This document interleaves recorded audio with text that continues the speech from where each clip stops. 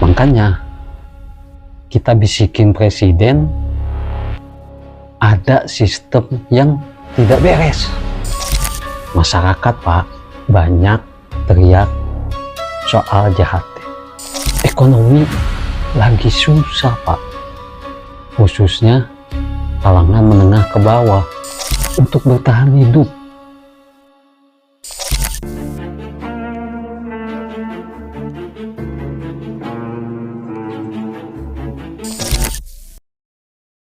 Masyarakat Pak banyak teriak soal JHT.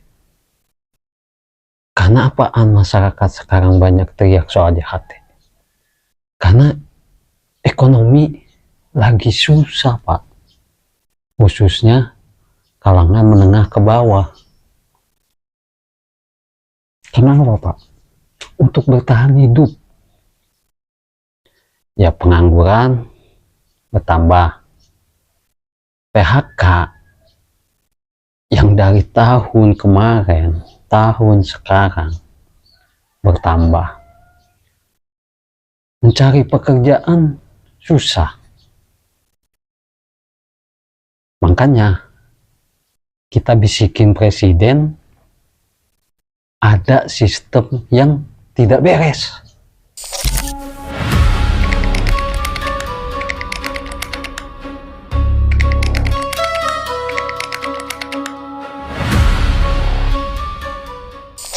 Akhir-akhir ini banyak berita, terus ada juga yang bertanya, nih Bang, JHT sebenarnya bisa dicairin atau tidak sih? Aturan yang kemarin kan, kemarin aturannya itu 56 baru bisa dicairkan. Terus sebenarnya JHT itu uang perusahaan atau uang pekerja? Nah, ini gue mau menjelaskan berdasarkan opini gue, berdasarkan analisa gue. Sebenarnya JHT itu yang gue tahu, yang gue alami, itu hak para pekerja. Karena apa? Dipotong dari kita hasil bekerja dan hasil dari subsidi perusahaan di mana tempat kita bekerja. Jadi bagi dua, hasil subsidi dari perusahaan sebagian, satu lagi dari penghasilan kita, dari gaji. Itu dibagi lagi.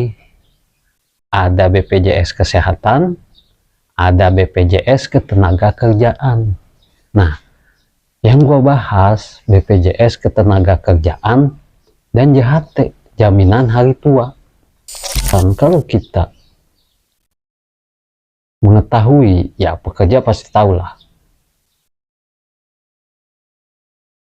BPJS Ketenagakerjaan itu diambil ketika kita kena PHK, kita resign atau keluar.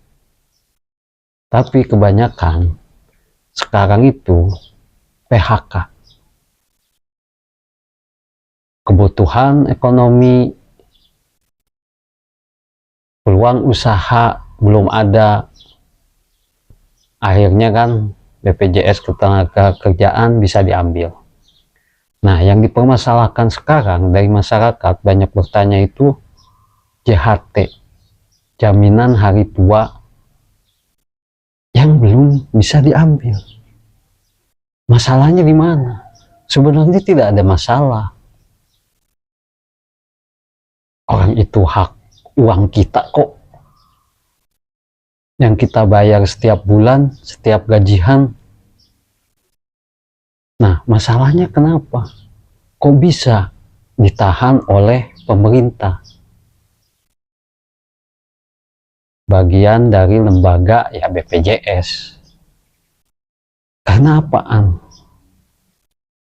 Nih, ini analisis gua secara oret-oretan ya.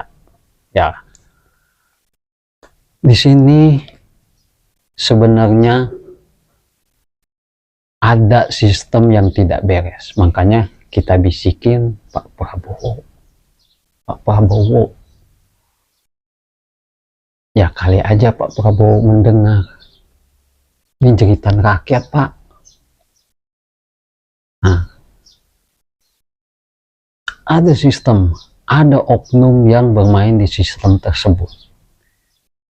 Kalau dibilang baru, ya tidak baru. Ini sistem yang udah lama. Oknum yang udah lama bermain di keuangan ini.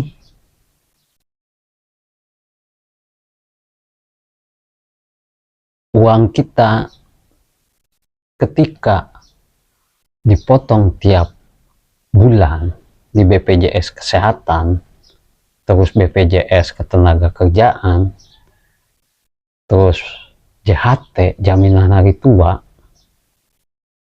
sebenarnya uangnya itu ngendap. Gak mungkin seorang bisnismen uang ngendap itu rugi. Apalagi ngendapnya tidak ada bunga bagi oknum-oknum yang bermain di sistem BPJS ini. Ya mereka menggunakan uang tersebut kemana? Pasti dilarikan ke bank. Bisa deposito, ada juga kalau uang besar itu lebih ke treasury sekuritas, bisa bermain saham, bisa bermain obligasi, bisa bermain kripto, banyaklah, agar bisa diinvestasiin, diputar lagi ke orang-orang bisnis. Yang untung siapa? Ya oknum yang bermain di sistem tersebut yang gue bilang tadi awal. Akhirnya kita masyarakat pekerja yang bekerja setiap bulan dipotong akan mencairkan BPJS atau JHT, Jaminan Hari Tua. Nggak bisa kan? Sebenarnya bisa-bisa aja. Yang penting bukti ada, persyaratan terpenuhi, seharusnya cepat cair. Nggak ada masalah.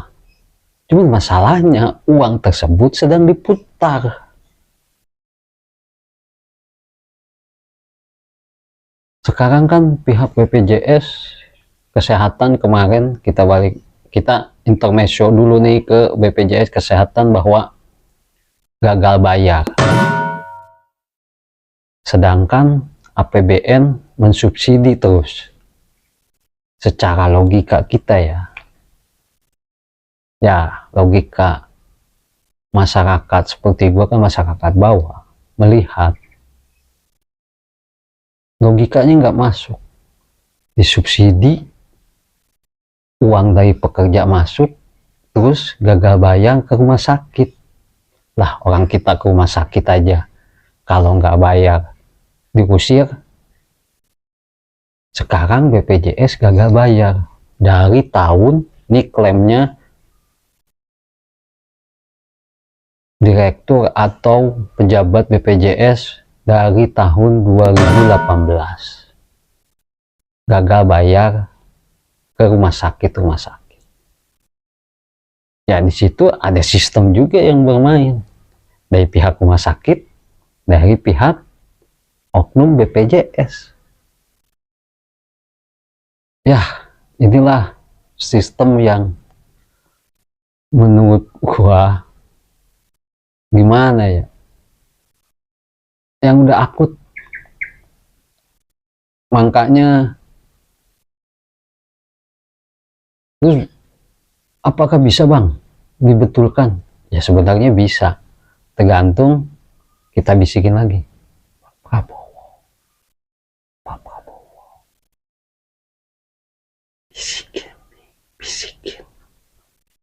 ya kali aja dengar.